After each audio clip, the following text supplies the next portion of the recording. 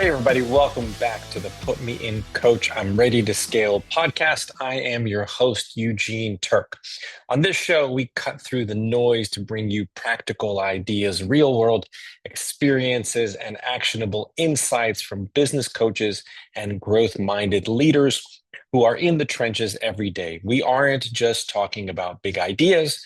We're talking about execution and hopefully helping you master leadership, alignment, accountability, and strategy to successfully scale your business. As a reminder, each and every episode is brought to you by Align, the strategic planning and execution software designed to keep your team focused on what matters most. From KPI dashboards to daily huddles, Align helps you create clarity and drive consistent execution. As a listener of the podcast, you can get 10% off of your new subscription. Just head over to aligntoday.com to sign up for an introductory demo and be sure to use promo code podcast. Thanks so much for joining us. And now let's jump into today's conversation. Hi, everybody, and welcome to another episode of Put Me In Coach, I'm Ready to Scale. I am your host, Eugene Terk. It is always a pleasure to be with you. I hope everyone has World Cup fever right now. I certainly do. But nonetheless, the business of scaling continues. And this week, we have the great pleasure of speaking with Phil Rose from the UK. Phil, I hope you're cheering on your English football team, soccer team, as we speak. I am indeed, and for us to score 2 goals the other day meant we're going through to the next 32, which is always a good sign. So yes. Awesome. Phil, I know you as a business coach, an author, a leader, a facilitator. For those of us who may be listening who don't know your background, why don't you share a little bit about yourself with us before we get into today's topic? Yeah, thanks, Eugene. So I guess going back long term, I'm an engineer by background, and being an engineer means I look at things in some detail, but also I have a view of how I look at things at the 30,000-foot view because I was an aerospace engineer, and flying planes means you get a view of the world that a lot of other people do because you can see what's going on beneath you, and I think that's really taken me in my career in the last 20 years effectively. But I've been coaching and consulting since 2004.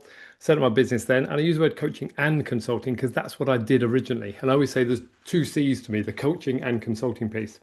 I set up my current business in 2004. I then set up another business in 2018. So I now run two businesses, one called Ignium, one called Malabar. Ignium is about three things. We talk about sparking, scaling, and sustaining. And sparking is about how do you, if you're a CEO, sometimes might lose your passion. You might lose a bit of your edge and you need to rekindle that passion you once had. That's what coaching can do. And that's what I do really well, coach people to help them get back to where they want to be. I'm an athlete at heart as well. I'm a swimmer, I'm a runner. I've run lots of London marathons. I have a Guinness World Record to my name. And winning that record meant I had to rekindle my passion every morning at 4:30 to get back on the street again and run. So I know what it's like when you lose your edge. Scaling is about doing exactly that. How do you scale a business? We put lots of structure into that, and any fan of scaling up knows how to do that. I've been doing it since 2010 and joined Scaling Up in 2020. And then sustaining is about how do you build culture? Because I talk about 4 C's in my world, coaching and consulting, and culture and commercial. And I say that, Eugene, I could come into any business and make it commercially more successful, revenue up, cost down, make it more money, but it wouldn't be a nice place to work because you've got to build the culture into it. I love working with businesses that are culturally led. And that may seem a strange word when we're talking about what's going on in the world today about building culture. But to me, the best businesses are the ones that really resonate culturally. And for that, I talk about having a purpose above and beyond making money. Because if you're just in it to make money, people are going to turn up for your money. And therefore, they're going to leave when you don't pay them enough and go work for someone else. But if you build a great purpose, you build about culture around that, people come to work with their blood, sweat, and tears. And they want to be part of what you do because you're on a journey. And that's what I do. So culture and commercial is one of the big areas of what I do. That's me. Awesome. And I didn't know that you were a Guinness World Record holder. That's Yeah, very impressive. I have a Um, book to my name. Yes. So one of the things that we're going to talk about is you have this framework around two simple ways that you can make more money, have more time, have less stress, and have more fun in the business. That sounds ideal. But before we get into that, let's talk about some of the problems that you sort of see in business owners and CEOs. And I think you would agree that one of the things that probably most business owners that come to any coach, and you in particular, when they start a business, they are making every single decision. But eventually, that habit becomes a massive bottleneck. At Mm, what stage of growth does doing it all as a business owner transition from a greatest strength to actually a big liability for a business owner? yeah, really good point. So think about day one when a person starts a business as an entrepreneur, they have that real passion for getting into it. And I ask people in a room when I'm talking to them and say, "How does it feel on day one?" And they say exciting because they've just set up in their business. And if you imagine a growth curve in any product, if we look at the scaling up curve stuck behind me and my logo here, that's about a journey. And anyone who's a fan of any product, be it Apple or something else, you're always on that journey. There's always a product curve where things grow and eventually they come up and we need to come up with the next product, which is the next iteration of it. And in business, on day one, you're excited. Day two, you're running around frantically like a headless chicken trying to do lots of things. Day three, you get this anxiety come about you because you now realize you've quit your day job, you've stopped getting paid, and you now need to make money from your own business. And at that point, you need to make an investment. And that investment is in yourself, and it might be in some infrastructure in your business. And the first investment many business owners make or should make is hiring a second person, which might be a PA, someone else to pick up the notes. In the world of AI, it might be a bot that does some of this work for you. But at that point is when you start realizing whether the business is going to make it or not. Because there are so many one person businesses out there, one man bands, who want to be like that because they don't know how to manage anybody else. And they have a ceiling in what they can earn. And I think that ceiling is around about 80,000 in whichever currency you're in. Because beyond that, it becomes harder unless you've got some IP in your business. But at that first brick wall, as I call it, that's when you start to feel the stress and strain. There's another bit of the journey which you could talk about later, but it's that very early stage where you've gone from excitement to frantic energy to anxiety, and then you hit the little brick wall and you've got to do something different in the way you run your business.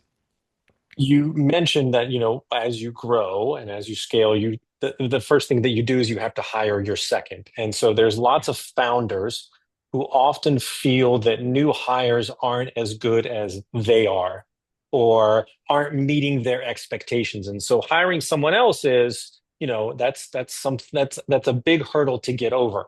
How much Yeah. of that is a genuine skill gap in the team versus a founder's inability to let go of absolute Yeah. control? Yeah.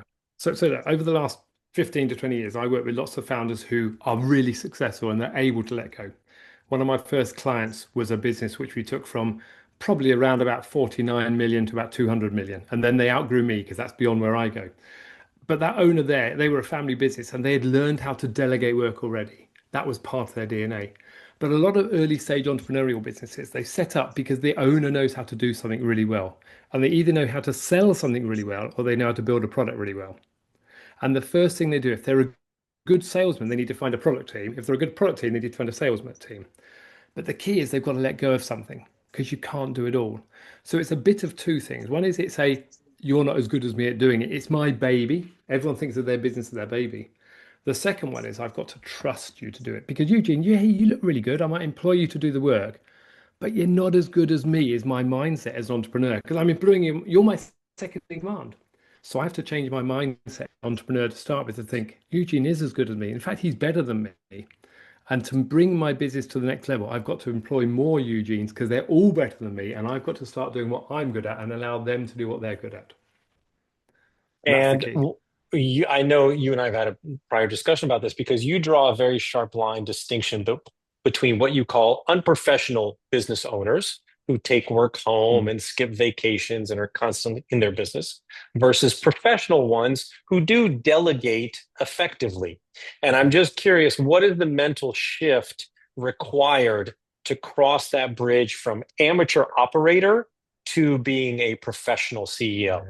That's a good point, actually. And let me do it as a diagram, and I'm going to show you. So if I drew my diagram here with, it's not going to work with my screen, but here we go. These are two little brick walls, and I'm trying to lean Yep. back because it's not showing properly. This is my S-curve journey, brick wall number one, brick wall number two, and then three options.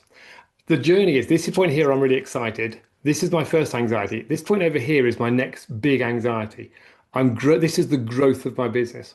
And you asked what's the skill? The skill is recognizing where you are on this journey because this is all about emotions. We know that people make decisions emotionally in anything, whether it's buying a car, buying a house, or running a business. You might justify every decision you make intellectually, but it's the emotional thing that drives you. And the key is when I'm recruiting somebody, I might emotionally connect or I might intellectually connect. So I might intellectually connect and say, okay, I know I've read the book and it says I've got to bring in more people, but emotionally, I just don't let go.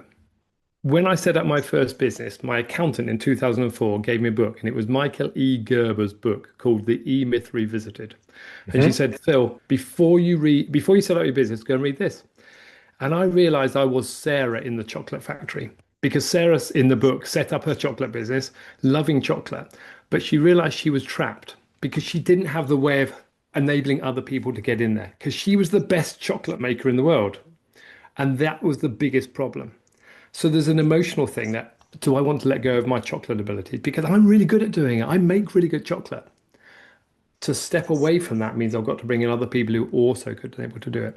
So the emotional one is the biggest thing because intellectually I can talk to you about it and I can show the diagrams of how to do it. And Michael E. Gerber's book shows me it. But there's an emotional trap here that people don't want to let go because it's like their baby. Yep. Most women, most men don't trust their own mother or mother-in-law to look after their child. It's the same as a business. Yeah. Um, you and we started this conversation by saying two simple ways to have more fun, more money. Yeah. And so you base this transformation on a variant of two concepts. There's the functional accountability chart and the accountability chart. These are two exercises and tools inside of the scaling up methodology. And you have variants on those. Do you mind breaking down simply what these tools are and how they help a headless chicken CEO slow down and start to realize that they need help in different parts Yeah. of the business? Of course I can. And I think that there's a couple of things here actually. So if we come to some of the scaling up material, so for anyone who hasn't read the scaling up books, Vern wrote this 30 years ago now. He's re-updated it now with start to scale with some great material in as well. Um, the variants I'm going to talk about here is what I call functionality. So as a business owner, Michael E. Gerber talked about this. And I met Michael back in 2009, probably first time. And he said, yeah, the key is you've got to define your business in terms of what are the roles you need in place to enable you to run your business as effectively as you can. And that's about defining the functions. So mapping it out, you might have a CEO function, you might have a head of business function, you might have a head of what I call infrastructure, which is my red, as I'll talk about in a minute. And there's also a head of strategy, who's the head of strategy. And it might be if you're a one-person business, you're running all those roles to start with. But then if you can map out, okay, what are the things I need to do to get my product from point A to point B? Point A being the initial conversation with the customer, point B being money in the bank when they've paid me. And there's a journey, there's a process between those 2 points. And we often talk about this being a target operating model. In scaling up terms, we talk about process accountability. But the merge between functional accountability and process accountability is the key piece because I know how to run my business. The process is there.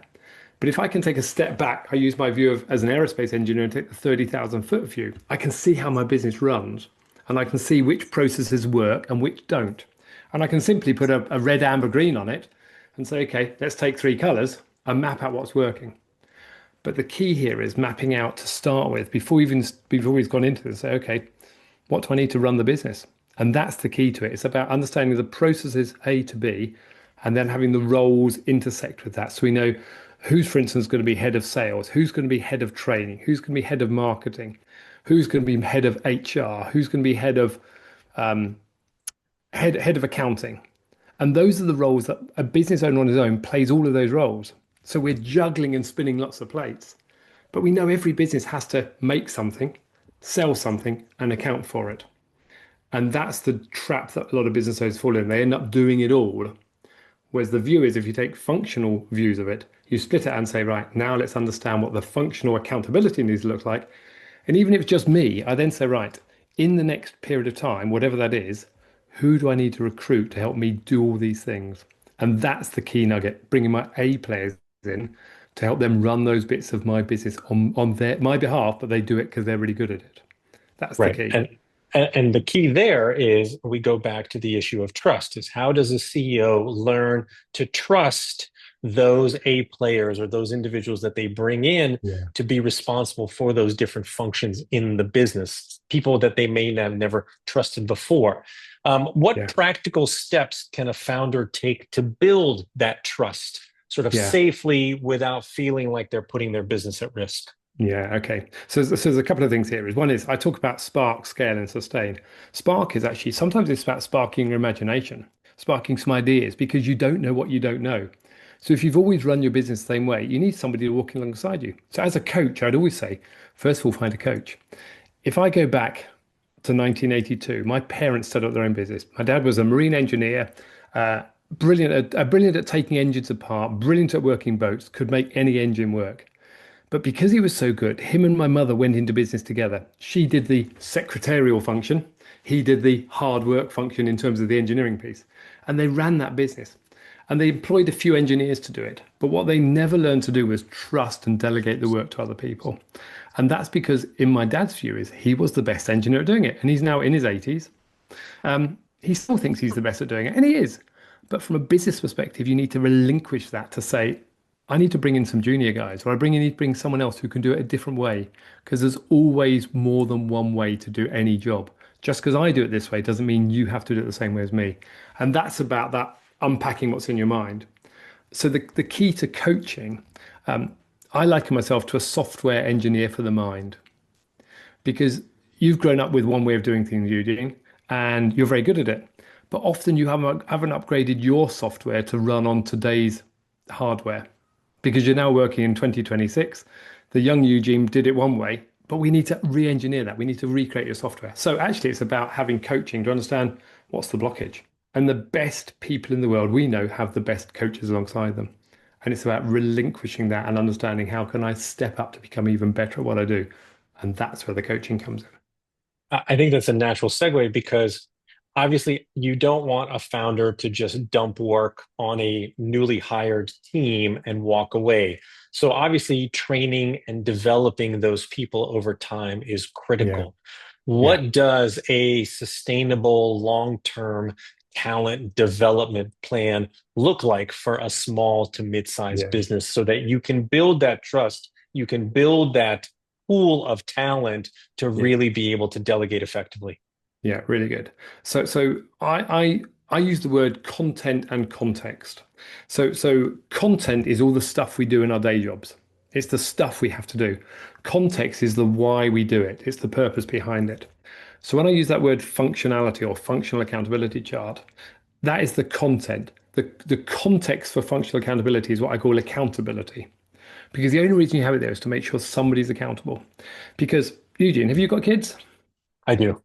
Okay. So as kids grow up, what I found, my kids are now 20 and 23. But as they're growing up, if they couldn't get the right answer from mum, they would come to me.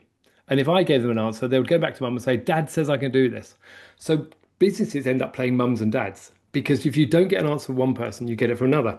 Now, in my house, we have an unofficial accountability. My wife knows I do the bins every Monday morning. Unofficially, we haven't written it down, but we do them. So when I go on holiday, I have to give her a bit of instruction to make sure the bins are done. Equally, my wife does the washing. Now, I'm just making this up here, it's very sexist today, but she gets on with that. When the kids come home, there's a big pile of laundry on the floor because the kids come back from university and they still just dump their clothes on the floor and expect it to be done by the laundry lady, my wife. And the key is in business, we have the same thing because business owners end up playing each other off and end up playing mums and dads. Because if I don't know who's emptying the bins, nobody's emptying the bins. If I don't know who's doing the accounts and the quotes for companies, nobody's doing it. So you have to get really clear about the accountability because you have a certain accountability on your business. On day one, you're accountable for everything. But as you grow your business, once you get past that second brick wall, as I called it, you have to delegate accountability. And that's the key. It's accountability, not responsibility. And the A players are the ones who step up and take accountability and come back to you and say, Eugene, this is what's been going on in the business. And here's the solution I've come up with. because they've taken accountability for it. And that's the first step, understanding how do you help other people step up to be accountable. And that's where the delegation piece comes in as well, because it can't be accountable if I'm not giving you responsibility and accountability for doing it. Okay. One of the other steps, and I love your phrase, it's quote, working in the black as a Yeah. CEO or as a founder. What exactly does that mean to be working in the black, and what does that look like in practice? Yeah, great point. So I think whenever I go into any conference room, every conference room has four pens in it, red, blue, black, green. And in my simple terms here, when a person sets up their own business to start with, they're good at doing the blue, which is making money because they're good at making a product or selling the product. And I think on day one, people sell it, they then go and make it, they then deliver it, and then some of them serve as the customers. That's about blue, it's about short-term money. But then when my dad set up his business in 1982, he needed to employ someone to account for it, which is the red, because the red is about the infrastructure, it's the back office piece. And a lot of businesses have red in there, which is actually, if you grow at bigger time, it's IT, it's premises, it's governance, it's compliance, it's HR, it's all those legal things. It's IT. Blue makes money short term, red costs money, it's infrastructure. And you can't do without it, which is why I call it red, because it's the lifeblood of the business. But if I said in any room, what's the difference between red and blue? If you take red away from blue, you're left with the surplus. And some businesses just squander it. They just spend it. Blue makes money short term, red costs. So you get a break even. The successful ones do the black and the green piece. Black is about strategy. So my dad was a brilliant engineer, but what he didn't do was strategize. He ran his business for almost 30 years. There was no strategy for moving it forwards.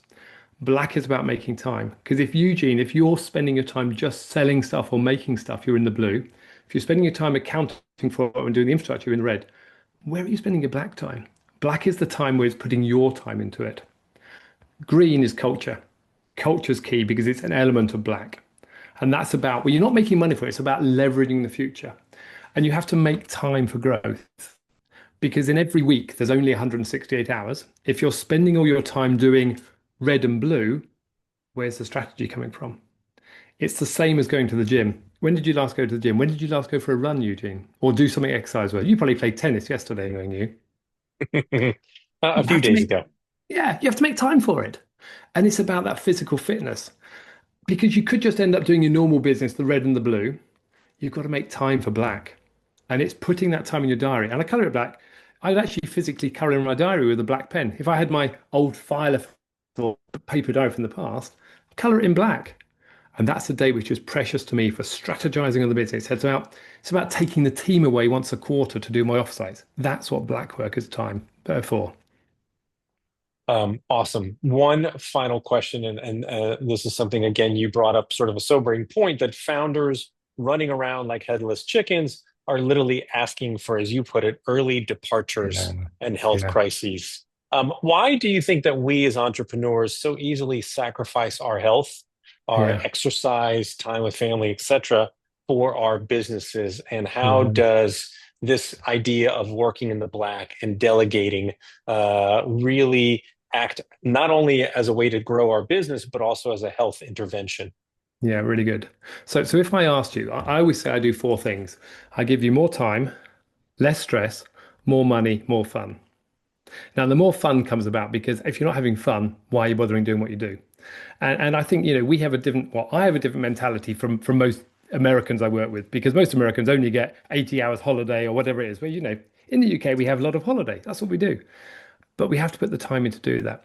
So if I talk about more time, less stress, most business owners don't make time for themselves because the business comes first, because they're not able to delegate, they're not able to trust each other people in the business sometimes.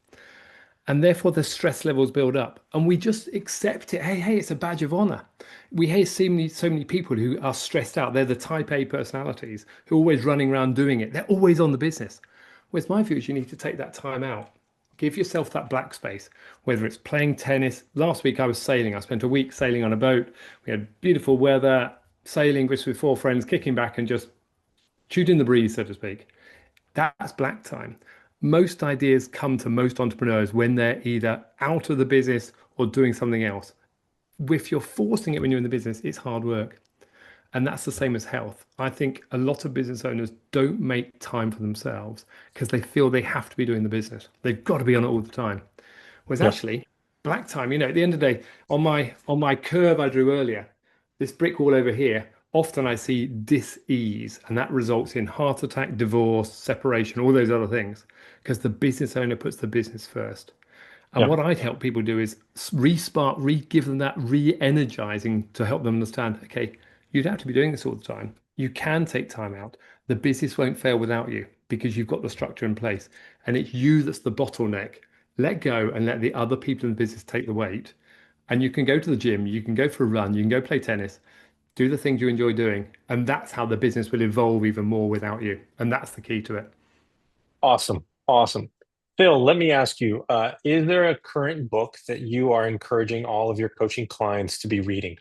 Oh, good question. So there are two books I would say, and I've got one on my desk over there. So Dan Sullivan has just written a book called The Greater Game, and I can see it across my desk. Give me a second, and I'm going to show it to you here.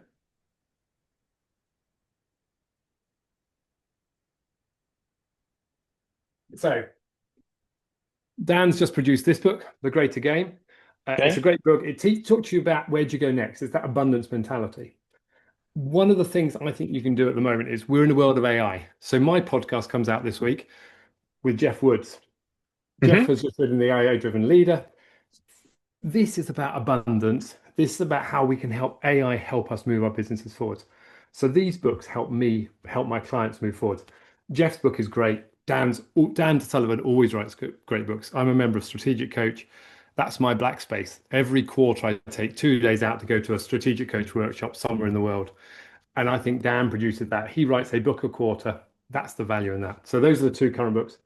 And as a Amazing. bonus, Yep. one bonus, I'm working with this guy, Richard Harpin. He's just written a book called How to Make a Billion in 9 Steps.